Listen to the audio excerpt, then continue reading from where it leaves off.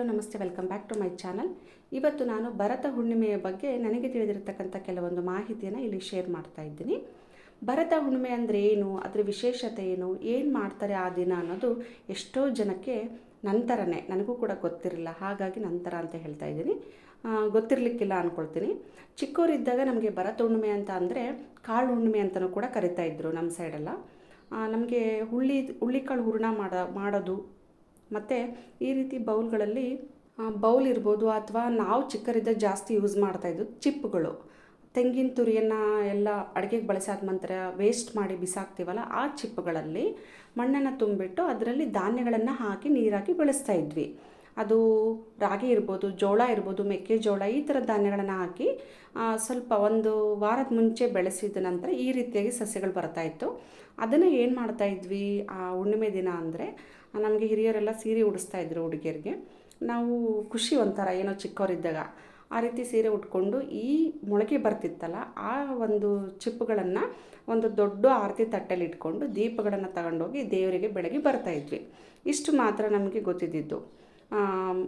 ಭರತ ಹುಣ್ಣಿಮೆ ಅಂದರೆ ಕಾಳು ಹೂರಣ ಮಾಡ್ತೀವಿ ಮತ್ತು ಆರತಿ ಬೆಳಗ್ತೀವಿ ಅನ್ನೋದು ಮಾತ್ರ ನನಗೆ ಗೊತ್ತಿದ್ದಿದ್ದು. ಬಟ್ ದೊಡ್ಡವರಾಗ್ತಾ ಆಗ್ತಾ ಅದ್ರ ಬಗ್ಗೆ ಹೆಚ್ಚು ಮಾಹಿತಿಗಳು ತಿಳಿತಾ ಹೋದವು.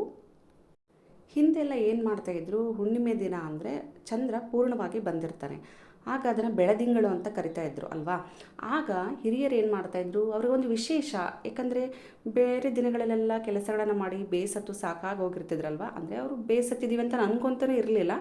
ಆದರೆ ಆ ಒಂದು ಖುಷಿನ ಹೇಗೆ ಶೇರ್ ಮಾಡ್ತಾಯಿದ್ರು ಅಂದರೆ, ಬೆಳದಿಂಗಳ ಊಟ ಅಂತ ಹೇಳಿ ಅವ್ರ ನೆರೆಹೊರೆಯವರು ಇರ್ಬೋದು ಅಥವಾ ನೆಂಟರನ್ನೆಲ್ಲ ಕರೆದುಬಿಟ್ಟು ವಿಶೇಷವಾದ ಖಾದ್ಯಗಳನ್ನು ಮಾಡಿ ಮನೆ ಅಂಗಳದಲ್ಲಿರ್ಬೋದು ಅಥವಾ ಮನೆ ಮೇಲೆ ಚಾವಡಿಯಲ್ಲಿ ಬೆಳದಿಂಗಳ ಊಟವನ್ನು ಮಾಡ್ತಾಯಿದ್ರಂತೆ ಹುಣ್ಣಿಮೆ ದಿನ. ಈ ರೀತಿಯಾದಂಥ ಪದ್ಧತಿಗಳು ಈಗಿನ ದಿನಗಳಲ್ಲಿ ಖಂಡಿತವಾಗ್ಲೂ ಕಾಣೋದು ವಿರಳ ಅಂತ ಹೇಳ್ಬೋದು.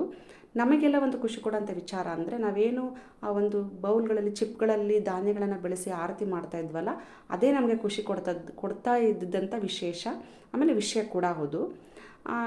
ಈ ಒಂದು ಹುಣ್ಣಿಮೆಯಲ್ಲಿ ವಿಶೇಷವಾಗಿ ಏನು ಮಾಡ್ತಾರಪ್ಪ ಅಂತಂದರೆ, ವಿಷ್ಣು ದೇವರನ್ನು ಆರಾಧನೆ ಮಾಡ್ತಾರಂತೆ. ಈ ವಿಚಾರ ಖಂಡಿತವಾಗ್ಲೂ ನನಗೆ ಗೊತ್ತೇ ಇರಲಿಲ್ಲ, ಇತ್ತೀಚಿನ ದಿನಗಳಲ್ಲಿ ಗೊತ್ತಾಗಿದ್ದಿದ್ದು. ಆಮೇಲೆ ಹಿಂಗೆ ಒಬ್ಬರು ಮನೆ ಪೂಜೆ ಹೋದಾಗ ತಿಳಿದಂಥ ಮಾಹಿತಿ ಇದು. ವಿಷ್ಣು ದೇವರನ್ನು ಆರಾಧನೆ ಮಾಡ್ತೀವಿ. ಆಮೇಲೆ ನಾವು ಇವತ್ತಿನ ದಿನ ಅನ್ನದಾನ ಇರ್ಬೋದು ಅಥವಾ ಬೇರೆ ರೀತಿಯಂತಹ ಒಂದು ಸಂಕಲ್ಪಗಳನ್ನು ಮಾಡ್ಕೊಂಡಿರ್ತೀವಿ, ಅದನ್ನು ಈ ಹುಣ್ಣಿಮೆ ದಿನ ನೆರವೇರಿಸ್ತೀವಿ ಅಂತಲೂ ಕೂಡ ಹೇಳಿದರು ನಮಗೆ. ವಿಷ್ಣು ದೇವರನ್ನು ಮಾತ್ರ ಅಲ್ಲದೆ ವಿಷ್ಣು ನಾನಾ ರೂಪದಲ್ಲಿ ಅವತಾರಗಳನ್ನು ಎತ್ತಿದ್ರು ಅಲ್ವಾ.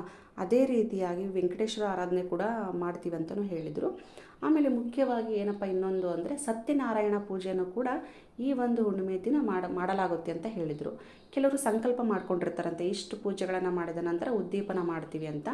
ಅನುಕೂಲ ಇರುವಂಥವರು ಮನೆಗಳಲ್ಲೇ ಮಾಡ್ತಾರೆ. ಆದರೆ ಇನ್ನು ಕೆಲವರು ಆಗದೇ ಇರತಕ್ಕಂಥವ್ರು ಏನು ಮಾಡ್ತಾರೆ, ಪಾಪ ದೇವಸ್ಥಾನಗಳಲ್ಲಿ ಹೋಗಿಬಿಟ್ಟು ಅವರ ಒಂದು ಸಂಕಲ್ಪ ಏನಿರುತ್ತೆ ಅದನ್ನು ನೆರವೇರಲಿ ಅಂತ ಹೇಳಿ ದೇವಸ್ಥಾನಗಳಲ್ಲಿ ಉದ್ದೀಪನ ಮಾಡಿಸುವಂಥ ಪದ್ಧತಿಗಳು ಕೂಡ ಇದ್ದಾವೆ. ಹಾಗೆ ವೆಂಕಟೇಶ್ವರ ದೇವಸ್ಥಾನದಲ್ಲಿ ವಿಶೇಷವಾದಂಥ ಪೂಜೆಗಳನ್ನು ಈ ಹುಣ್ಣಿಮೆ ದಿನ ಮಾಡಲಾಗುತ್ತೆ. ಸೊ ಯಾರಿಗೆಲ್ಲ ಸಾಧ್ಯ ವೆಂಕಟೇಶ್ವರ ದೇವಸ್ಥಾನಕ್ಕೆ ಹೋಗಿ ದೇವರ ಒಂದು ಅನುಗ್ರಹಕ್ಕೆ ಪಾತ್ರರಾಗ್ರಿ ಅಂತಲೂ ಕೂಡ ಹೇಳ್ತೀನಿ. ಆಮೇಲೆ ಮುಖ್ಯವಾಗಿ ಏನಪ್ಪ ಅಂದರೆ, ಯಲ್ಲಮ್ಮ ದೇವಿಯ ಆರಾಧನೆ ಈ ಹುಣ್ಣಿಮೆ ದಿನ ತುಂಬ ವಿಶೇಷ. ಈಗ ಬೆಳಗಾವಿ ಜಿಲ್ಲೆಯಲ್ಲಿರ್ತಕ್ಕಂಥ ಯಲ್ಲಮ್ಮ ಗುಡ್ಡದಲ್ಲಿ ಇವತ್ತಿನ ದಿನ ತುಂಬ ವಿಜೃಂಭಣೆಯಿಂದ ವೈಭವದಿಂದ ಜಾತ್ರೆ ನಡೆಸಲಾಗುತ್ತೆ. ಆ ಜಾತ್ರೆಗೆ ಹೋದಂಥ ಭಕ್ತಾದಿಗಳು ಏನು ಮಾಡ್ತಾರೆ ಅಂದರೆ, ಯಲ್ಲಮ್ಮನ ಗುಡ್ಡದಿಂದ 2 ಕಿಲೋಮೀಟರ್ ದೂರದಲ್ಲಿ ಮಲಪ್ರಭಾ ನದಿ ಇದೆ, ಅಲ್ಲಿ ಸ್ನಾನ ಮಾಡ್ಕೊಂಡು ಬಂದು ದೇವಿ ದರ್ಶನವನ್ನು ಮಾಡ್ತಾರಂತೆ. ಆಲ್ಮೋಸ್ಟ್ ಎಲ್ಲ ಭಕ್ತಾದಿಗಳು ಕೂಡ ಇದೇ ಪದ್ಧತಿಯನ್ನು ಅನುಸರಿಸುತ್ತಾರೆ ಅಂತ ಹೇಳ್ತಾರೆ. ಆಮೇಲೆ ನೈವೇದ್ಯಕ್ಕೆ ಏನು ಮಾಡಲಾಗುತ್ತೆ ಅಂತಂದರೆ, ಕಡುಬನ್ನು ಮಾಡ್ತಾರಂತೆ. ಅಲ್ಲಿ ಕೆಲವು ಭಕ್ತಾದಿಗಳು ಉಳ್ಕೊಂಡು ಏನು ಜಾತ್ರೆಗೆ ಹೋಗಿರ್ತಾರಲ್ಲ, ಅಲ್ಲಿನೇ ನೈವೇದ್ಯಗಳನ್ನು ತಯಾರು ಮಾಡಿ, ಹೋಳಿಗೆ ಇರ್ಬೋದು, ಅನ್ನ, ಕಡುಬು, ಈ ಥರದ ನೈವೇದ್ಯಗಳನ್ನು ಮಾಡಿಬಿಟ್ಟು ದೇವಿಗೆ ಅಲ್ಲಿ ಆ ಒಂದು ಸ್ಥಳದಲ್ಲಿಯೇ ನೈವೇದ್ಯವನ್ನು ಮಾಡಲಾಗುತ್ತೆ ಅಂತ ಹೇಳ್ತಾರೆ.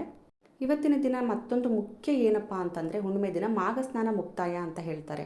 ನಾವು ಅಷ್ಟು ದಿನವೂ ಮಾಘಸ್ನಾನ ಮಾಡೋಕ್ಕಾಗದೇ ಇದ್ದರೆ ಅಟ್ಲೀಸ್ಟ್ ಕೊನೆಯ ದಿನ ಈ ಹುಣ್ಣಿಮೆ ದಿನನಾದರೂ 5ರಿಂದ 6 ಅಥವಾ 4 ಗಂಟೆಯಿಂದ 5 ಗಂಟೆ ಒಳಗೆ ನಾವು ಮಾಘಸ್ನಾನ ಮಾಡೋದ್ರಿಂದ ಪುಣ್ಯ ಪ್ರಾಪ್ತಿ ಆಗುತ್ತೆ. ಏನೇ ಫಲಗಳಿದ್ರೂ ಆ ಒಂದು ಸಮಯದಲ್ಲಿ ಸ್ನಾನ ಮಾಡೋದ್ರಿಂದ ನಮಗೆ ಲಭಿಸ್ತವೆ ಅಂತ ಹೇಳ್ತಾರೆ.